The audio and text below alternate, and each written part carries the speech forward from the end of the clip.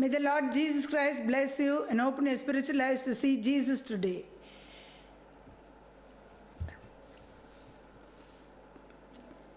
Take a moment to get your Bibles and listen to this wonderful message that will change your lives on the subject of the cause why people are perishing today. Watch with faith and expectation, you'll be blessed. All glory be to Jesus. எல்லா மகிமையும் இயேசுவுக்கே. Greetings to my wonderful viewers in the name above all names. எல்லா நாமத்துக்கும் மேலான நாமத்தில் நீங்கள் கேட்டுக்கொண்டு இருக்கிற ஒருத்தரையும் வாழ்த்துக்கிறேன். Thank you everyone of you who are listening faithfully every week. வாரந்தோறும் கூட நீங்கள் உண்மையாக இந்த செய்திகளை கேட்டுக்கொண்டிருக்க ஒருத்தருக்கும் கூட உங்களுக்கு நன்றி செலுத்துகிறேன். Thanks for tuning in. I praise God and thank Him for giving me this wonderful opportunity and great privilege to speak about the great and mighty, terrible things too that the Lord Jesus Christ is doing in these changing times and seasons. இந்த மாறி வரும் சூழ்நிலையில் கூட ஆண்டவராகிய இயேசு கிறிஸ்து செய்து கொண்டிருக்கிற மகத்தான காரியங்களும் பயங்கரமான காரியங்களும் கூட பற்றி பேசும்படிக்கு கொடுத்த தயவுக்கும் கிருபைக்காக நன்றியோடு அவரை துதிக்கிறேன். It's designed to make you victorious in every area of your life. இதெல்லாம் கூட உங்கள் வாழ்க்கையில் எல்லா வழியிலையும் உங்களுக்கு வெற்றி கொடுக்கும்படிக்கு மேலான இடத்துக்கு கொண்டு போகும்படிக்கு உதவி செய்யும். This year 2020 is a year of supernatural increase and the Lord will open new doors. இந்த வருஷம் 2020 வருஷம் இயற்கைக்கு அப்பாற்பட்ட பெருக்கத்தை கொடுக்கிற தேவன் கர்த்தர் புதிய புதிய வாசல்களை திறக்கிற வருஷமாக இருக்கிறது. You should know what the Spirit of the Lord is saying, and when it comes and when the door opens you will be there.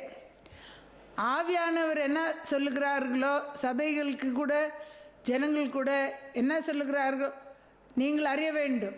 அப்பொழுது அந்த வாசல் திறக்கும்போது அந்த இடத்துல நீங்கள் இருப்பீர்கள், அந்த ஆசீர்வாதத்தை நீங்கள் பெற்றுக்கொள்வீர்கள்.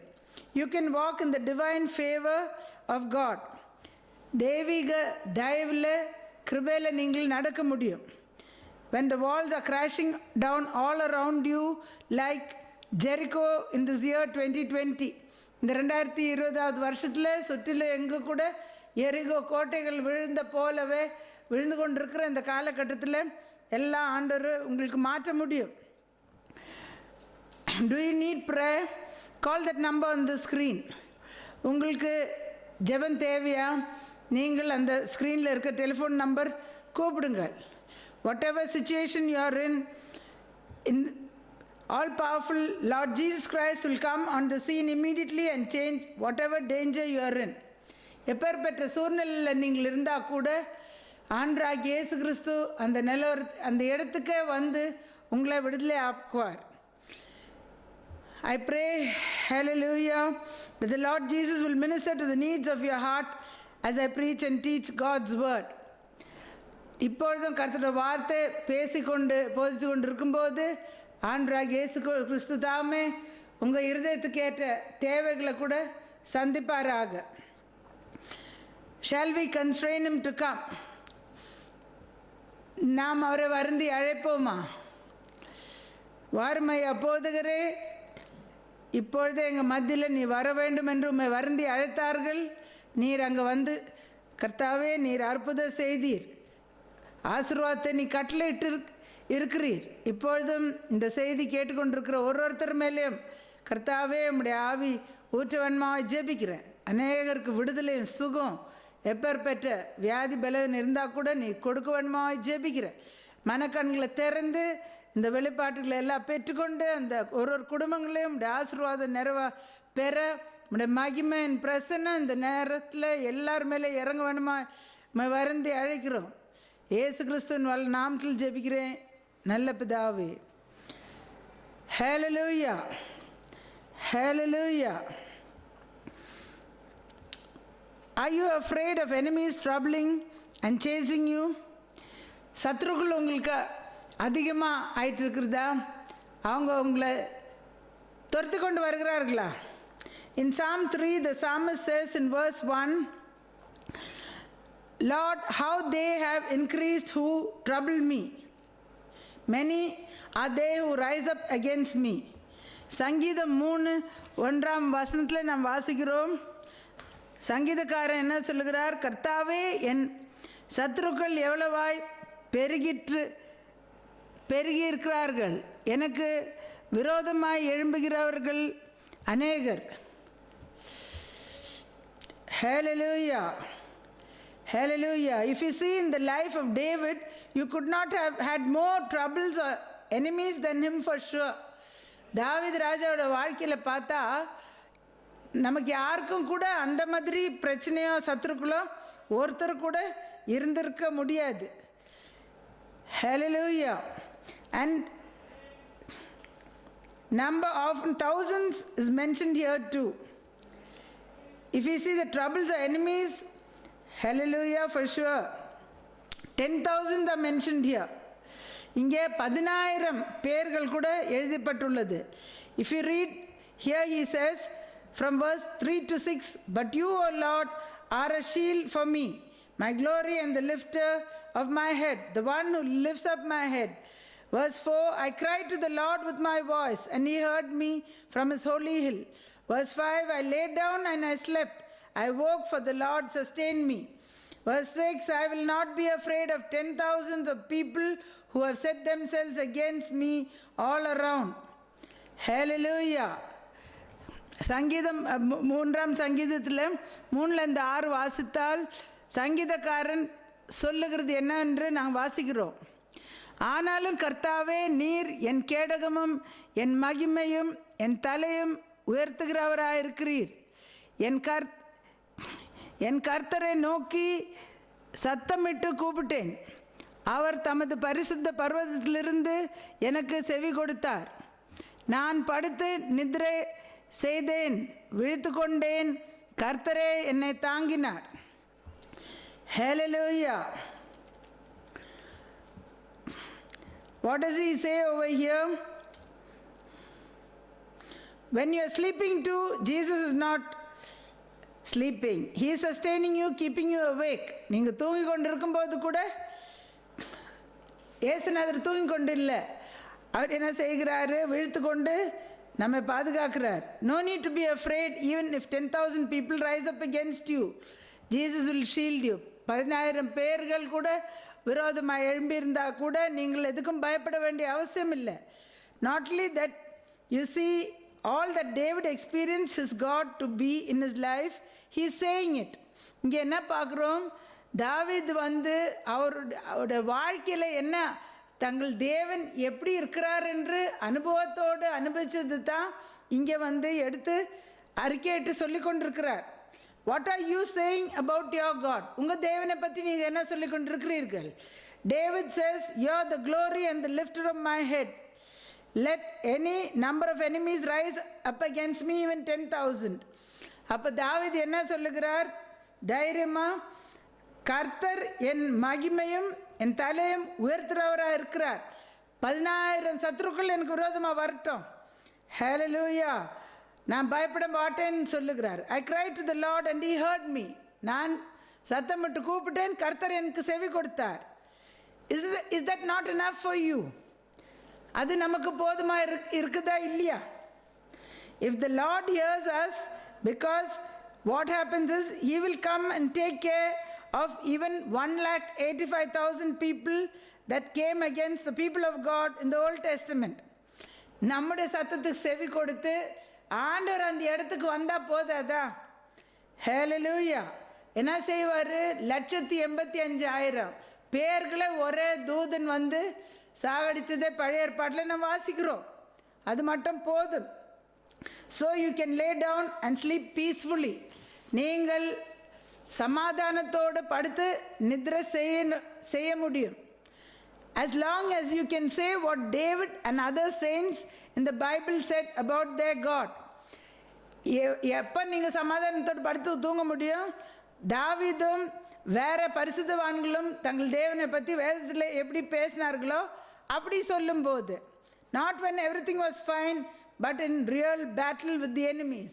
எல்லாம் நல்லா இருக்கும்போ கிடையாது, பெரிய போராட்டம், சத்துருக்களோட போராட்டத்தின் மத்தியில் அது சொன்னார்கள். Do you know that today, whatever state of affairs you are in can be changed by what you say? இன்றைக்கு உங்களுக்கு தெரியுமா, உங்கள் நிலவரம் எப்படி இருந்தால் கூட நீங்கள் உங்கள் வாயிலேருந்து நீங்கள் என்ன சொல்கிறீங்களோ அது அது சகலத்தை மாற்ற முடியும் என்று உங்களுக்கு தெரியுமா? The confession of your mouth can do anything you want to have changed. வாயிலேருந்து நீங்கள் பேசுகிற வார்த்தை மாற்ற வேண்டிய காரியம் எல்லாம் மாற்றி கொடுக்க முடியும். In fact, do you know that confession of God's word will determine how long you will live on this earth? வேற ஒரு விஷயம் தெரியுமா, உங்கள் வாயின் வார்த்தைனால உங்கள் ஆயுசு நாட்கள் இந்த பூமியில் எவ்வளோ வருஷம் வாழ முடியுமோ அது தீர்மானிக்கிறது உங்களுக்கு தெரியுமா? I was really thinking much about this subject in the season of COVID-19 pandemic. இந்த கொரோனா கொள்ளை நோய் இந்த காலத்தில் நான் அதிகமாக அநேக ஜனங்க மரித்து போய்கொண்டு இருக்கும்போது இதை பற்றி நான் அதிகமாக யோசித்தேன். Other natural calamities and disasters also people are dying. வேறு ஆபத்துலேயும் வியாதியிலும் கூட ஜனங்க மரித்து போய்கொண்டிருக்கிறார்கள். Where people are dying by the thousands, ஆயிரமான ஜனங்க மரித்து மாண்டு போய்கொண்டிருக்கிறார்கள். I also heard the testimony of a preacher who was taken up to heaven. ஒரு ஊழியக்காரோட சாட்சி பரலோகத்துக்கு போய் வந்த சாட்சியை நான் கேட்டேன். In heaven there he saw some other preachers who had died prematurely and he asked Jesus how that happened. பரலோகத்துக்கு போன உடனே ஒரு சில ஊழியக்காரங்க மறிக்கிற வேண்டிய வயசுக்கு முன்னே அவங்க சீக்கிரமாக மறித்து போய் விட்டு பரலோகத்தில் இருந்தாங்க. So what he did, he asked Jesus how that happened because they had been serving the Lord too. அப்போ இந்த ஊழியக்கார் இயேசுநாதர் இடத்துல கேட்டார்கள். ஏன்னா அவங்க அந்த ஊழியக்கார் கூட ஊழியம் செய்து கொண்டு இருந்தார்களே பூமியில், எப்படி அவங்க அந்த நேரம் வர்றதுக்கு முன்னே அவங்க மரித்து போய்விட்டார்களே. Jesus answered him and said, on the earth when many people die they are busy saying God gave and God took, from the book of Job. ஆண்டவராகிய இயேசு கிறிஸ்து அந்த ஊழியக்காரருக்கு பதில் என்ன சொன்னார்கள் என்றால், பூமியில் ஜனங்க மரிக்கும்போது ஊழியக்காரங்க வழக்கமாக என்ன சொல்கிறாங்க, கர்த்தர் கொடுத்தாரு கர்த்தர் எடுத்தாரு என்று சொல்லி யோபு 1ஆம் அதிகாரத்தில் வாசிக்கிற வசனத்தை சொல்லி அவர்கள் பதிக்கிறார்கள். But that is not fully correct. ஆனால் அது முழுசாக சரி கிடையாது. It is I who gave the life, that part is correct. நான் தான் ஜீவனை கொடுத்து மனுஷனை பூமியில் வைத்திருக்கிறேன், அது சரியாக இருக்குது. But I never took their life away. ஆனால் அவர்களுடைய ஜீவன் நான் எடுக்கவில்லை. That is wrong. அது தப்பு. It is their own mouths that brought them here, not me. அவர்களோட வாய் தான் இந்த இடத்துக்கு சீக்கிரமாக கொண்டு வந்து சேர்த்தது தவிர நான் அவர்களை கொண்டு வரவில்லை. In Proverbs chapter 18 verse 21 we read, death and life are in the power of the tongue and those who love it will eat its fruit. நீதிமொழிகள் புத்தகத்தில் 18ஆம் அதிகாரம் 21ஆம் வசனத்தில் நாம் என்ன வாசிக்கிறோம்? மரணமும் ஜீவனும் நாவின் அதிகாரத்தில் இருக்கும், அதில் பிரியமாக இருக்கிறவர்கள் அதன் கனியை புசிப்பார்கள். What does this mean? இதுக்கு அர்த்தம் என்னவா இருக்கிறது? What you speak continuously with the tongue is growing up as a big tree. தொடர்ந்து நம்ம இந்த வாயில வைத்து நாம் பேசுகிற காரியங்கள் எல்லாம் கூட ஒரு பெரிய மரமாக அது வளர்ந்து வருகிறது. And will finally bring forth fruit whichever it is. கடைசியில் மரம் வளர்ந்துட்ட பிறகு எந்த கனி அது கொடுக்கணுமோ அந்த கனி கொடுக்கும். Life will increase in you as you keep on speaking life-giving words. ஜீவனை கொடுக்குற வார்த்தைகள் நீங்கள் அதிகமாக பேசும்போது உங்கள் சரீரத்திலேயே ஜீவன் அதிகரிக்கும். But when you speak words that bring forth death, that is growing and growing in you, and when it is perfected, it brings forth death. அப்போ ஜீவனுக்கு ஏதுவாக விரோதமாக உள்ள வார்த்தைகள் நம்ம பேச பேச பேச அது வளர்ந்து வளர்ந்து என்ன பண்ணும்? கனி கொடுக்கும், மரணத்தின் கனியை கொடுக்கும் என்று பார்க்குறோம். Shall we do a research now about our lives too? இப்போ நம்முடைய வாழ்க்கையை கூட ஒரு சின்ன ஆராய்ச்சி பண்ணி பார்க்கலாமா? How sick are you? Or are you facing losses or failures or tied up in any different type of bondages? எவ்வளோ வியாதிப்பட்டிருக்கிறீர்கள், இல்லைன்றால் தோல்விகள், இல்லைன்றால் கட்டுகளில் கட்டப்பட்டிருக்கிறீர்களா? Or having lack or in poverty, குறைவு இருக்குதா, தரித்திரம் இருக்குதா? Whatever you say or do without asking Jesus will bring the devil in. நீங்கள் ஜெபம் பண்ணி ஆண்டவர்கிட்ட கேட்காத செய்கிற காரியங்களும் பேசுகிற காரியங்களும் கூட அது பிசாசை வர வைக்கும். And so is your state of affairs. அதனால தான் நீங்கள் இந்த நிலவரத்தில் இருக்கிறீர்கள். Holy Spirit and devil will speak through counselors. ஆலோசனைக்காரர்கள் இடத்துல ஆலோசனை கேட்கலாம், ஆனால் ஆவியானவரும் பேசும், அவங்க மூலிமா பிசாசு கூட பேசும். Only his. If you don't have discernment, you will land in trouble making the wrong decision. உங்களுக்கு அந்த பகுத்தறிவு இல்லாத இருந்தால் நீங்கள் தவறான தீர்மானம் செய்து என்ன நடக்கும்? பிரச்சனையில் மாட்டிக்கொள்வீர்கள். Hallelujah. What do we have to do? We have to go to God's word if you want to know the true reason about anything. எதை பற்றியும் உங்களுக்கு தெரிய வேண்டும் என்றால் தேவனுடைய வார்த்தைக்கு போக வேண்டும், போய் வேதத்தில் தேட வேண்டும். Man does not have the knowledge of these things. மனுஷனுக்கு இந்த காரியங்களை பற்றி அறிவு கிடையாது. Today it is being accounted to COVID-19 or any other sickness or diseases or other reasons. இன்றைக்கு என்ன செய்கிறார்கள்? கொரோனா கொள்ளை நோய்க்கோ காரணம் காட்டுறாங்கோ, இல்லைன்னா வேற எதுனா வியாதினால மறுத்துட்டாங்கோ, வாதையினால மறுத்துட்டாங்க, இல்லைன்னா வேற எதுனா காரியத்தினால அவர்கள் மறுத்து விட்டார்கள் என்று காரணம் சொல்லுகிறார்கள். In Proverbs chapter 3 verse 1 and 2 we read, "My son, do not forget my law, but let your heart keep my commands." Verse 2, "For length of days and long life and peace they will add to you." நீதிமொழிகளின் புத்தகம் 3ஆம் அதிகாரம் 1-2 வசனத்தில் நாம் வாசித்தோம். என் மகனே, என் போதகத்தை மறவாதே, உன் இருதயம் என் கட்டளைகளை காக்க கடவுது, அவைகள் உனக்கு நீடித்த நாட்களையும் தீர்க்காயுசையும் சமாதானத்தையும் பெருக பண்ணும். If you want to live long on this earth, it all depends on knowing, receiving, obeying and confessing the law of the Lord. நீடித்த நாட்களாய் மனுஷன் பூமியில் வாழ வேண்டும் என்றால் எதுக்கு சம்பந்தப்பட்டு வருது? கர்த்தருடைய வார்த்தையை ஏற்றுக்கொண்டு கீழ்ப்படிந்து அறிக்கையிட்டுக்கொண்டே இருக்கிறது வழியில தான் வாழ முடியும். Never forget that whenever you don't do any of these things, the devil gets entrance. மறக்காத இருக்க வேண்டிய காரியம் என்னவென்றால், இந்த காரியத்தை நீங்கள் எது செய்யாத போய்விட்டால் சத்ருக்கு இடம் கொடுப்பீர்கள். And he will give you a hard time. உங்களுக்கு கஷ்டத்தையும் பிரச்சனையும் கொடுப்பான். You have to inquire with the Lord about your state of affairs. He will show you. உங்கள் நிலவரத்தை மாற வேண்டும் என்றால் கர்த்தரிடத்தில் நீங்கள் விசாரிக்க வேண்டும்.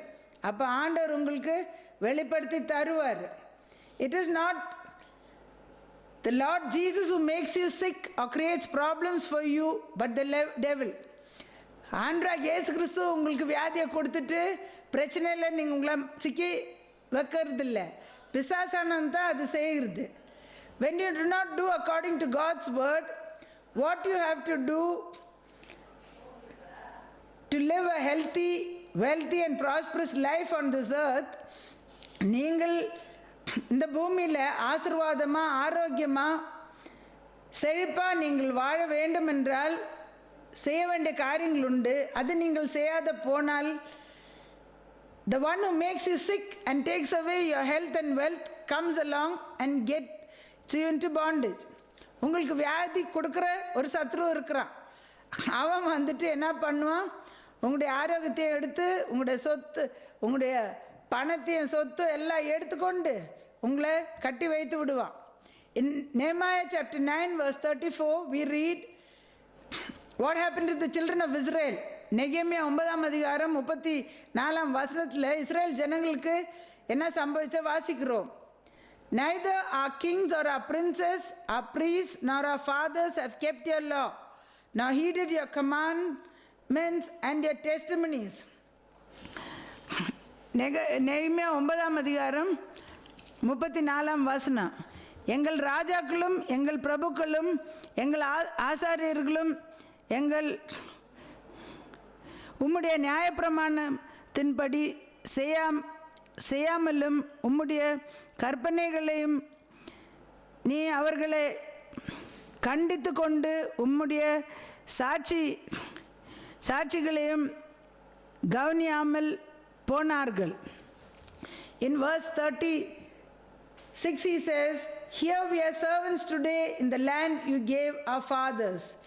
அப்போ 36ஆவது வசனத்தில் என்ன நாம் வாசிக்கிறோம், இதோ இன்றைய தினம் நாங்கள் அடிமைகளாக இருக்கிறோம். இதோ பல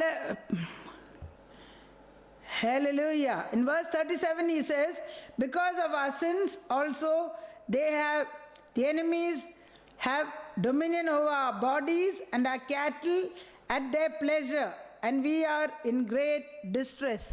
37ஆவது வசனத்தில் சத்ருக்கள் கையில் இவர்கள் அடிமைகளாக போய்விட்டு சிக்கி கொண்டிருக்கும்போது என்ன நடந்தது, 37ஆம் வசனத்தில் அதன் வருமானம் எங்கள் பாவங்கள் நிமித்தம் நீர் எங்கள் மேல் வைத்தது ராஜாக்களும் திரளாய் போகுது. அவர்கள் தங்களுக்கு எங்கள் சரீரத்தையும் எங்கள் மிருக ஜீவன்களையும் ஆளுகிறார்கள். நாங்கள் மகா இக்கட்டில் அகப்பட்டிருக்கிறோம். In verse 38 he continues, 38ஆம் வசனத்தில் இவைகள் எல்லாம் இப்படி இருக்கிறபடியால் நாங்கள் உறுதியான உடன்படிக்கை பண்ணி அதை எழுதி வைத்தோம். In verse 38 we read, because of all this we make a sure covenant. It is high time for God's people to make a sure covenant and change things in your lives. தேவன் கர்த்தருடைய ஜனங்கள் வந்து ஒரு நிச்சயமான உடன்படிக்கை செய்கிறதுக்கு ஒரு காலம், இதுதான் காலம்.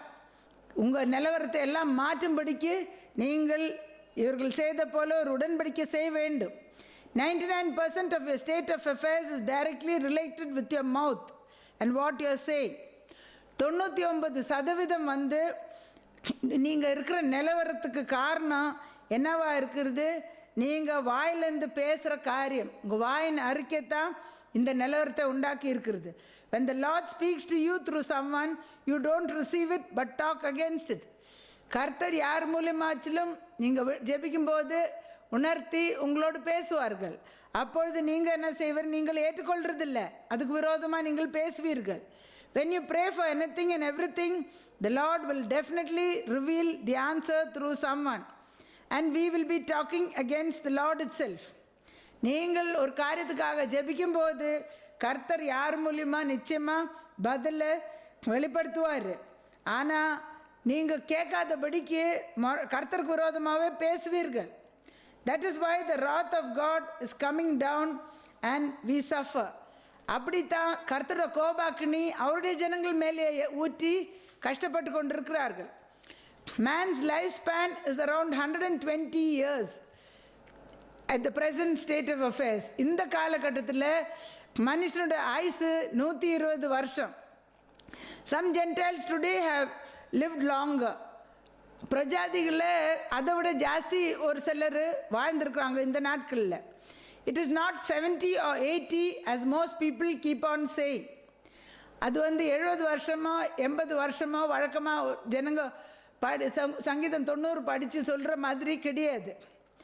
Never forget that it's what you say that makes it or breaks it. நீங்கள் மறக்கவே கூடாது. என்ன நீங்கள் பேசுகிறீர்களோ அது சரிப்படுத்துறதும் அது உடைச்சு போடுற காரியமும் ஆயிருக்கிறது. Hallelujah. In Psalm 90, Moses, the man of God, prays. From verse 7 to 10, if we read, "For we have been consumed by your anger and by your wrath. We are terrified. You have set our iniquities before you, our secret sins in the light of your countenance. The days of our lives are 70 years, and if by reason of strength, they are 80 years." Hallelujah. சங்கீதம் 90ல் மோசே எழுதுகிறார். 90ல் 7லேருந்து 10ஆம் வசனம் வாசித்தா, நாங்கள் உமது கோபத்தினாலே அழிந்து உமது உக்கிரத்தினாலே கலங்கி போகிறோம். எங்கள் அக்கிரமங்களே உமக்கு முன்பாகவும் எங்கள் அந்தகாரம் பாவங்களையும் உமது முகத்தின் வெளிச்சத்திலும் நிறுத்தினீர். எங்கள் நாட்களையும் உமது கோபத்தினால் போய்விட்டது. எங்கள் ஆயுசு நாட்கள் 70 வருஷம், பலத்தின் மிகுதியினால் 80 வருஷங்களுமாய் இருந்தாலும் அதன் மேன்மையானது வருத்தமும் சஞ்சலமுமே. Hallelujah. So 80 years comes because of the rebellious people of Israel. In the Old Testament, the Israelites who murmured, complained and rebelled against God and Moses. பழைய ஏற்பாட்டில் இஸ்ரேல் ஜனங்க என்ன பண்ணாங்க? மோசேக்கு விரோதமாக முறுமுறுத்து முறையிட்டு என்ன பண்ணாங்க? மொரட்டாட்டம் செய்தார்கள். People lived over 120 years in those days. அந்த நாட்களிலேயே 120 வருஷம் வாழ்ந்தார்கள். But when the wrath of God came down on them, they were destroyed mainly in 3 ways.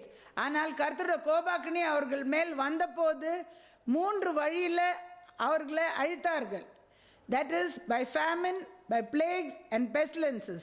அது எப்படி என்றால் பஞ்சத்திலும் வாதையிலும் கொள்ளை நோயினாலேயும் அழித்தார்கள். Death came prematurely because of their mouth. மறிக்கிற வேண்டிய வயசு வர்றதுக்கு முன்னே அவர்கள் வாயில்னாலேயே அவர்கள் மரித்து போய்விட்டார்கள். Just keep on talking about Jesus and His word and you will live long life, even 120 years. இயேசுவை பற்றி நீங்கள் பேசிட்டு இருங்க. ஆண்டவர் செய்த அற்புதத்தை பற்றியும் கர்த்தருடைய வார்த்தை பற்றி பேசிகிட்டே இருங்கள். 120 வருஷம் கூட வாழ்ந்து போய் நாம் சேர முடியும். The second coming of Jesus is very close. Set your house in order and go when Jesus comes to heaven to live eternally with Him.